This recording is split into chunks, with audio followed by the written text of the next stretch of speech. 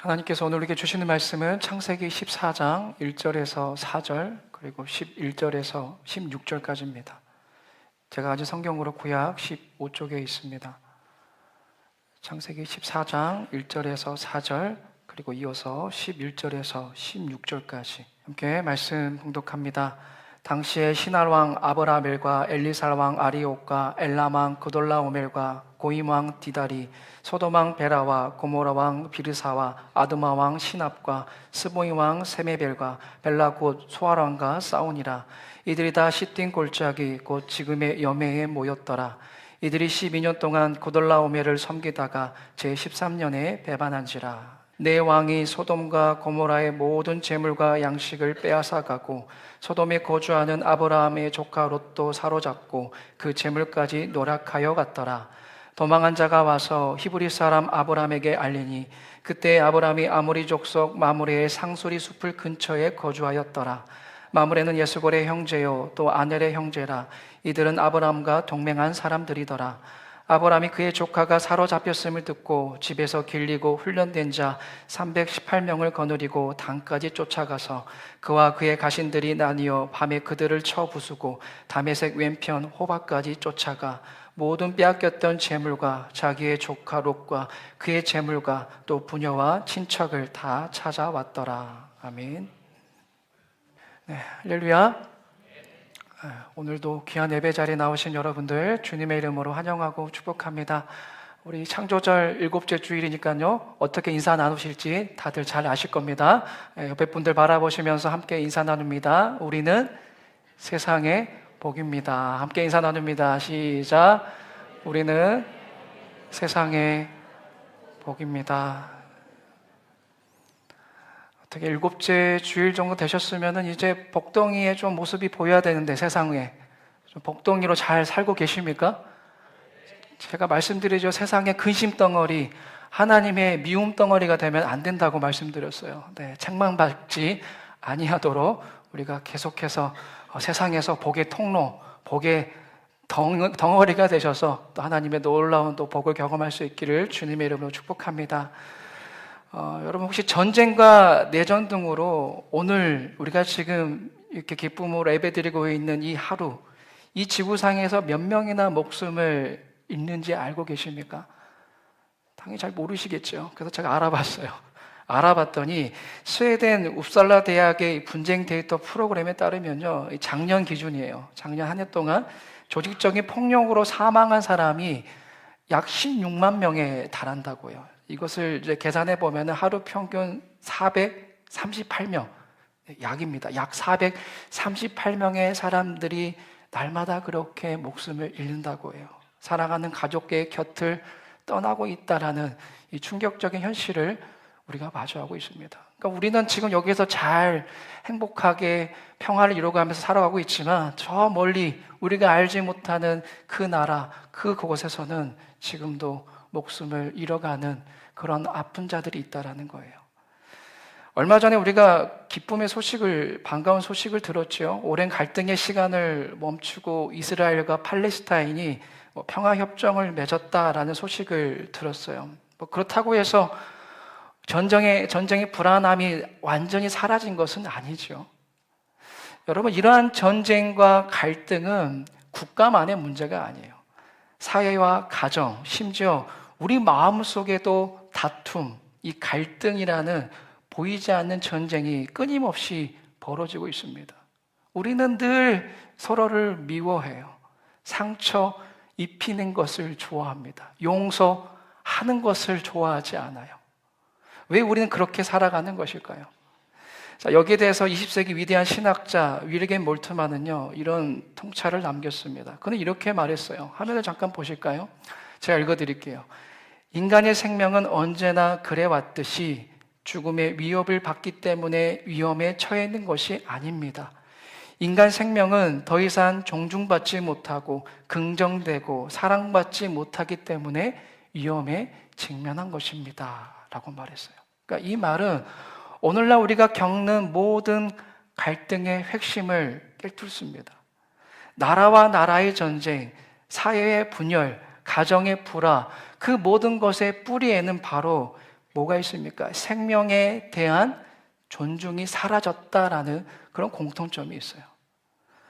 나와 다른 상대를 하나님의 형상으로 지음받은 존귀한 생명으로 바라봐야 하는데, 그러지 않고 나의 이익을 위한 수단, 제거해야 할 장애물로 여기는 것이 문제예요.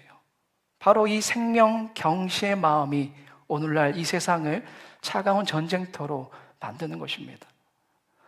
오늘 우리가 마주할 창세기 14장의 이야기는 수천 년 전 아브라함 시대에도 이처럼 생명이 존중받지 못하는 세상의 원리가 똑같이 작동하고 있었다라는 것을 여실히 보여줘요. 세상의 그 방식이 뭡니까? 계산하고 배신하고 탐욕으로 얼룩진 그런 것이죠. 오늘 말씀이 그렇게 얼룩진 거대한 전쟁의 소용돌이 속으로 우리를 초대해요. 자, 그러나 하나님께서는 이 참혹한 전쟁의 이야기를 통하여서 우리에게 절망의 낯빛을 보여주는 것이 아닙니다. 그것만을 말씀하지 않으세요. 절망이 아니라 희망을 말씀하십니다. 이 치열한 갈등의 한복판에서 그리스도인은 어떻게 전혀 다른 방식으로 살아갈 수 있는지를 한 사람, 그 한 사람의 삶을 통해서 우리에게 보여주시기 때문에 오늘의 말씀은 절망의 이야기로 읽어나갈 것이 아니라 희망의 이야기로 봐야 한다는 거예요. 오늘 말씀을 통해 여러분 모두가 세상의 그 방식, 세상의 가치를 버리고 생명의 근원이신 하나님의 마음을 회복할 수 있는 귀한 은혜의 시간이 되기를 주님의 이름으로 축복합니다. 오늘 말씀드린 것처럼 거대한 전쟁 이야기로 시작돼요. 전쟁의 원인은 무엇이었습니까? 오늘 4절 말씀을 다시 한번 우리가 읽어볼까요? 함께 읽습니다. 시작. 이들이 12년 동안 구돌라오멜을 섬기다가, 네. 자, 소돔 연합군이 있었습니다. 소돔 연합군이 12년 동안에 당시 고대 근동의 패권을 쥐고 있던 이 강대국 구돌라오멜을 섬기다가 오늘 말씀처럼 13년째에 배반한 것이 이 거대한 전쟁의 시작이었어요. 자, 이들의 관계 속에는 신뢰나 존중이 없었습니다. 오직 힘의 논리, 차가운 계산만이 존재했어요. 그리고 이 배신은 세상의 질서를 적나라하게 보여줍니다. 여러분, 세상에서의 전쟁은 어떻습니까? 내가 살면 너는 죽게 되어 있는 거죠. 같이 사는 경우는 없어요, 세상의 전쟁은. 또 권력을 갖게 되면 어떠합니까? 그 권력에 대항하는 사람은 죽게 되어 있습니다. 이것이 세상의 방식이고 세상의 질서예요. 자, 분노한 구돌라오멜의 마음이 바로 그것을 증명하죠. 그는 이렇게 생각했을 겁니다. 아니, 내가 12년 동안이나 봐주고 키워나왔더니 감히 네가 나를 물어? 이 마음이 있었어요. 그 분노가 있었어요. 그 분노는 곧바로 행동으로 이어졌죠. 그가 일으킨 전쟁은 실로 무자비였습니다. 오늘 말씀은 그의 진격을 상세히 기록하는데요. 오늘 본문 말씀 아니지만 우리 5절에서 7절 말씀 함께 화면을 보시고 읽어보겠습니다. 5절에서 7절까지 시작. 제14년에 구돌라오멜과 그와 함께한 왕들이 나와서 아스드로 가른나임에서 르바 족속을, 함에서 수수 족속을, 사백 기라다임에서 엠 족속을 치고 호리 족속을 그 산 세일에서 쳐서 광야 근방 엘바란까지 이르렀으며 그들이 돌이켜 엠미스바 곧 가데스에 이르러 아말렉 족속의 온 땅과 하사 손담 아래 사는 아모리 족속을 친지라. 자, 생소한 수많은 족속들이 그의 분노 앞에 다 사라져갔습니다. 쓰러져갔어요. 자, 구돌라오멜의 동맹군은 파죽지세로 르바 족속, 수수 족속, 엠 족속, 호리, 아말렉, 이 아모리 족속을 순식간에 쑥대밭으로 만들었어요. 그리고 마침내 복수의 칼날은 이 배신의 주동자들을 향하였습니다. 우리 8절의 말씀도 같이 한번 화면을 보시고 읽어봅니다. 시작. 소돔 왕과 고모리 왕과 아드마 왕과 스보이 왕과 벨라 곧 소알 왕이 나와서 십딘 골짜기에서 그들과 전쟁을 하기 위하여 진을 쳤더니, 자, 이렇게 맞서게 되죠. 배신의 주동자들과 마주하게 되었습니다. 그 결과는 너무나 비참했어요. 이 힘의 논리 앞에서 다섯 왕 소돔 연합군은 속수무책이었어요. 이어서 10절도 같이 한번 읽어봅니다. 시작. 십딘 골짜기에는 역청구덩이가 많은지라 소돔 왕과 고모라 왕이 달아날 때에 그들이 거기 빠지고 그 나머지는 산으로 도망하매. 자, 그돌라오멜 동맹군이 승리했습니다. 상대가 되지 않았어요. 소돔왕 동맹군은 처참하게 패했습니다. 그들의 최후는 혼돈과 굴욕 그 자체였어요. 왕들은 끈적한 역청구동에 빠져 허우적되었고 병사들은 뿔뿔이 흩어져 산으로 도망가는 그런 패잔병이 되었습니다. 여러분, 패잔병의 신세를 아십니까? 전쟁에서 졌다라는 것은 내가 가진 것의 일부를 잃어버린 것을 말하지 않아요. 전부를 잃어버린 것입니다. 나라와 땅, 집, 또 인권, 자유까지 송두리째 잃어버린 것이 바로 패잔병의 신세입니다. 이렇게 소돔과 고모라는 한순간에 모든 것을 잃어버린 패잔병, 포로, 피난민의 신세가 되었다는 거예요. 이것이 바로 계산, 또 힘이 지배하는 세상의 방식입니다. 그 방식이 보여주는 비참한 결말이에요. 자, 여러분, 소돔과 고모라의 패배는 곧 누구의 패배일까요? 오늘 또 말씀의 주인공이기도 한 이 롯, 그 안에 살고 있는 롯의 패배라고 할 수 있죠. 오늘 본문 12절을 다시 한번 보십시오. 같이 한번 읽어봅니다. 시작. 소돔에 거주하는 아브라함의 조카 롯도 사로잡고 그 재물까지 노락하여 갔더라. 자, 롯은 그 풍요로운, 눈에 보이는 그 풍요로운 땅, 소돔 땅을 향하여서 나아갔지만 지금 어떠한 신세가 되었어요? 소돔의 패배와 함께 그 나라가 이렇게 멸망할 줄 몰랐겠죠. 그 패배와 함께 자신의 집, 모든 재산을 빼앗겼고 목숨까지도 위태로워졌어요. 자, 이 비극의 소식은 아브라함에게 전해졌습니다. 아브라함의 고민은 여기서부터 시작되었어요. 아브라함은 인생의 방향을 결정하는 이 믿음의 갈림길에 서게 되었습니다.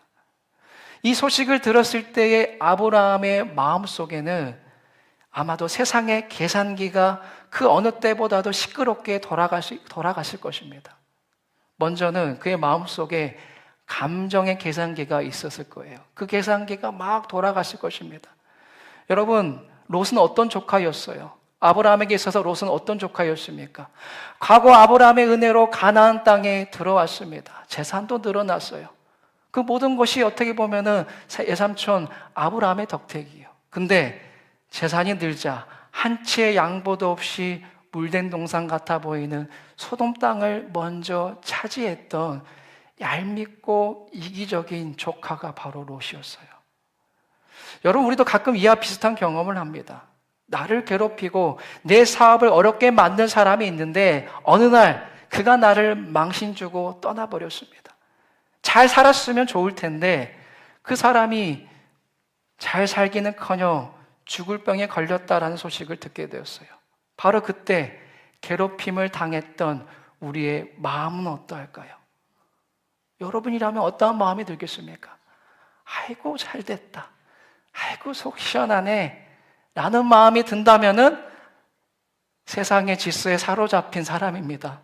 그런 사람이 아닌 줄로 믿습니다. 여러분들은 하나님의 사람은 비록 나를 힘들게 하고 나에게 어려움을 주고 떠난 사람이라 할지라도 그런 위기에 부딪혀서 그 상대방이 어려움에 처해 있을 때에 함께 울고 함께 아파하는 사람이 바로 하나님의 사람이다라는 거예요.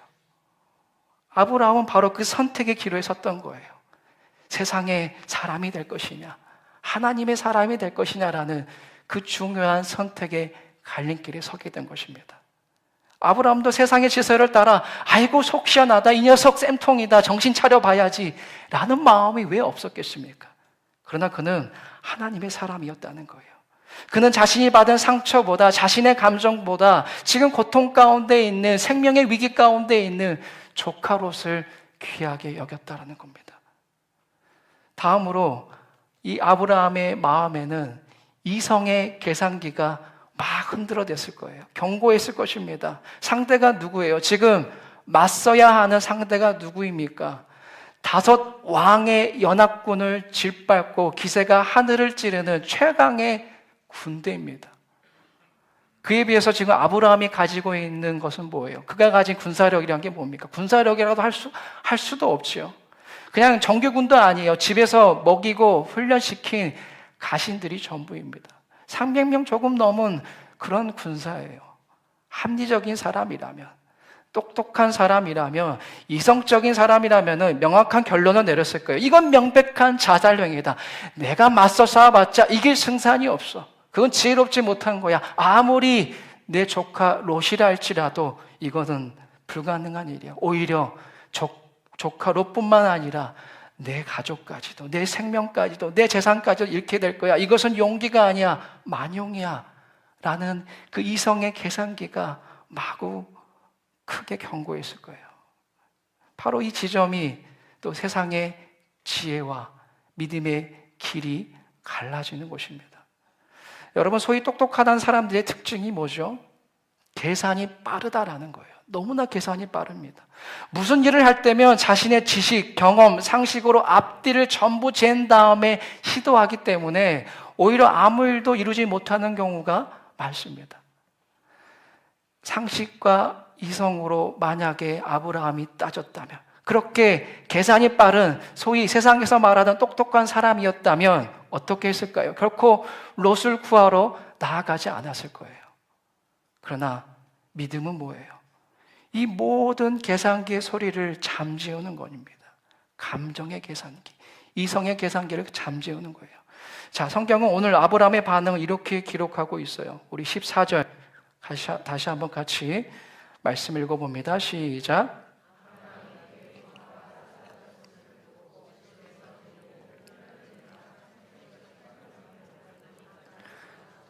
아멘. 여러분 보세요. 듣고 나서 그 조카 롯이 사로잡혔다라는 소식을 듣고 나서 한 보름쯤, 한 달쯤 열심히 기도해 본 결과라고 이야기하지 않고 즉시 듣는 순간 즉시 행동했다는 거예요. 그러니까 그의 마음은 이미 조카를 구하기 위해 달려가고 있었다는 겁니다. 여러분, 이것이 바로 오늘 우리에게 보여주시는 참 믿음입니다. 믿음은 머릿속으로 안타깝다, 어떡하지? 라고 생각만 하는 것이 아니에요. 하나님이 나에게 주시는 마음을 따라서 나의 발을 움직여서 행동하는 것이에요. 내가 아무리 계산해 봤을 때, 내 상식과 세상의 논리로 봤을 때에 이건 말도 안 되는 일이지만 내 마음속에 하나님이 감동을 주신다면은, 하나님의 마음이 그러하다면은 고민하지 아니하고 즉각 행동으로 옮기는 것이 오늘 우리에게 보여주시는 믿음의 정석이라는 거예요. 결과가 어떻게 되었습니까? 그 믿음의 결과에 대해서 성경은 이렇게 기록하고 있어요. 16절도 다시 한번 같이 읽어봅니다. 시작. 모두 빼앗겼던 재물과 자기의 조카 롯과 그의 재물과 또 부녀와 친척을 다 찾아왔더라. 할렐루야. 불가능한 일이 이루어졌다라는 거예요. 안 되던 일이 되었습니다. 없던 일이 생긴 것입니다. 불가능한 일이 아니었겠습니까? 가지고 있던 군사가 318명이었어요. 그 군사로 최강의 연합군을 이긴다는 것은 인간의 계산으로는 도저히 설명할 수 없는 완벽한 승리였습니다. 무엇이 이 일을 가능케 했을까요, 여러분? 무엇이 이 일을 가능케 했겠습니까? 318명이 정말 어벤져스과 같은 그런 능력을 소유한 군사들이었을까요? 아니에요. 믿음이었다는 거예요. 아브라함의 믿음. 상식과 경험과 이론은 이런 결과를 만들어내지 못해요. 이것은 아브라함의 믿음, 그리고 중요한 게 뭐겠습니까? 그 믿음을 긍휼히 보시는 하나님의 도우심이 있었기에, 그것이 만났을 때에 이러한 놀라운 기적이 일어난 줄로 믿습니다. 여러분 기억하십시오. 하나님은 믿음을 가진 자를 통해 일하신다라는 거예요. 믿으십니까? 뭐라고요? 믿음을 가진 자를 통해서.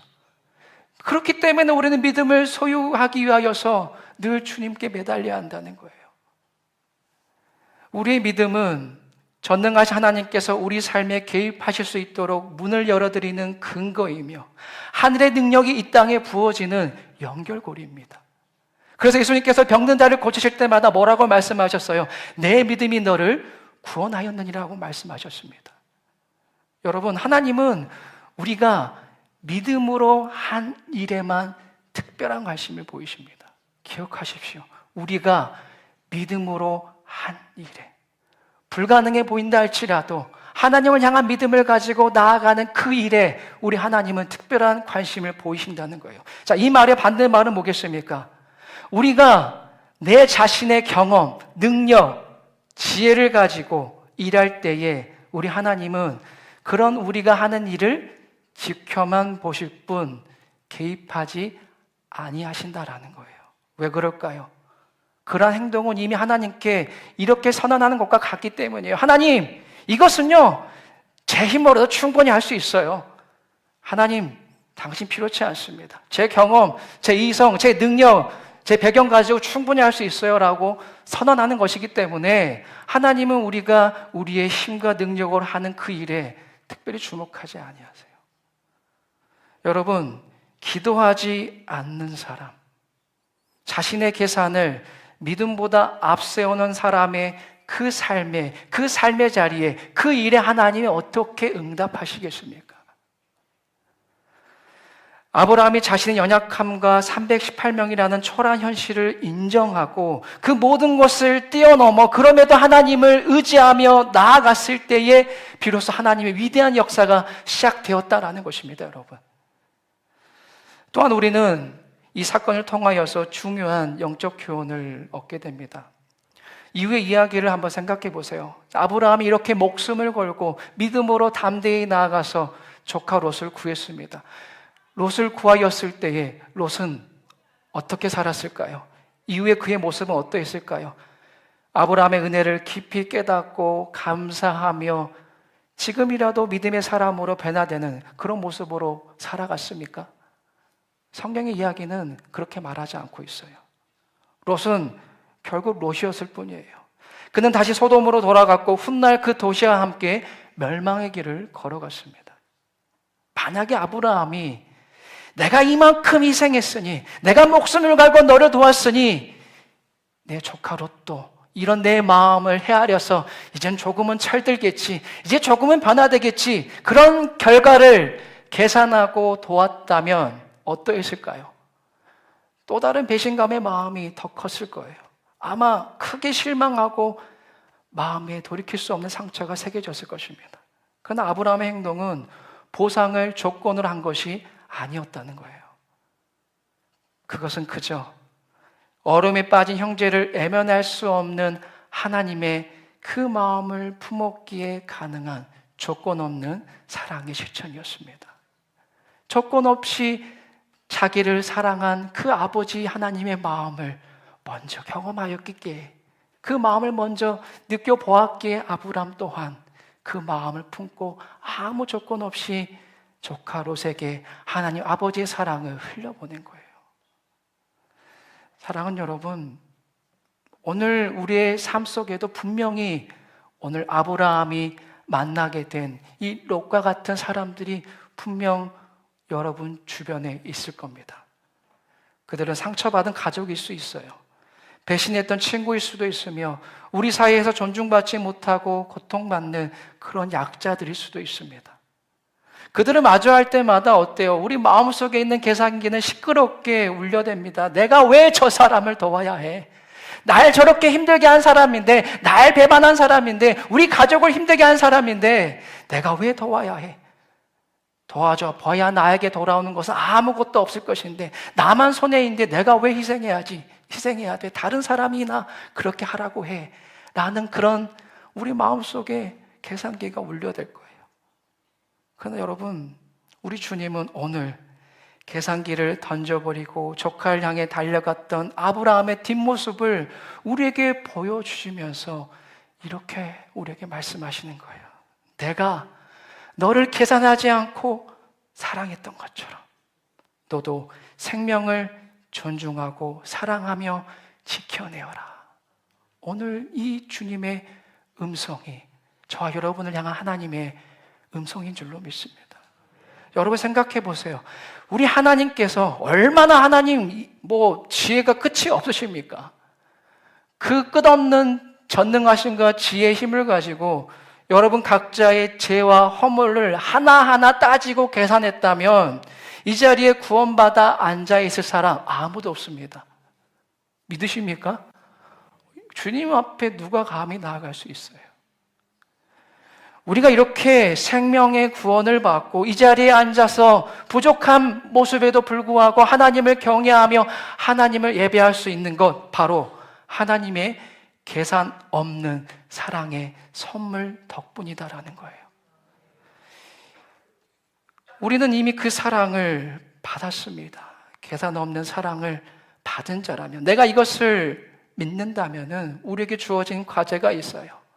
그 받은 사랑, 계산하지 않는 사랑을 세상에 흘려보내야 할 그 거룩한 과제를 받은 사람들이 오늘 저와 여러분이라는 겁니다. 오늘 설교를 시작하며 전했던 위르게 몰트만의 말을 기억하십니까? 인간 생명은 더 이상 존중받지 못하고 긍정되고 사랑받지 못하기 때문에 위험에 직면한 것이다. 하루에 438명이 죽어가는 이 세상의 모든 전쟁과 갈등은 말씀드린 것처럼 생명 경시의 마음에서 시작됩니다. 자, 그렇다면 진정한 세계 평화는 어디에서 시작될까요, 여러분? 어디에서부터 시작될 수 있을까요?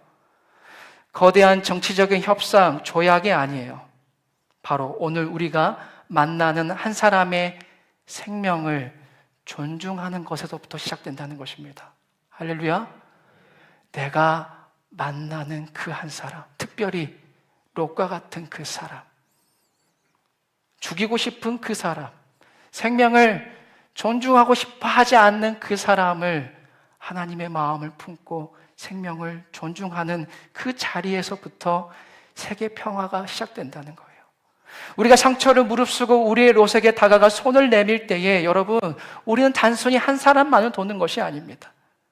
우리는 생명을 경시하는 이 세상의 방식에 정면으로 저항하는 것이며 생명이 존중받고 사랑받는 하나님의 나라를 이 땅에 세워가는 것입니다. 아브라함의 작은 믿음의 발걸음이 한 가족을 구원했듯이 계산 없이 생명을 존중하는 우리의 작은 마음들이, 우리의 작은 실천들이 모일 때에 여러분, 이 땅에 깨어진 곳들이 회복되어지고 하나님의 나라가 우리가 살아가는 이 세상 가운데 임하게 될 줄로 믿습니다. 우리는 그렇기 때문에 하나님 나라를 소망하며 나아가야 되는 거예요. 여러분, 이번 한 주 생명의 원천이신 하나님의 사랑 안에 깊이 거하시길 바랍니다. 그리고 그 사랑의 힘으로 우리 주변의 롯을 향하여서 계산하지 마시고 나아가셨으면 좋겠어요. 그 믿음의 걸음 위에 죽음의 세력을 이기시고 생명을 구원하시는 하나님의 놀라운 역사가 우리와 함께 하실 줄로 믿습니다. 계산하지 않고 생명을 지키는 자가 되게 하여 주옵소서라는 이 기도가 이번 한 주 우리의 삶의 고백이 되기를, 그래야 세상을 이기는 하나님의 능력을 맛보는 복된 성도님들이 다 되시기를 주님 이름으로 간절히 축원합니다.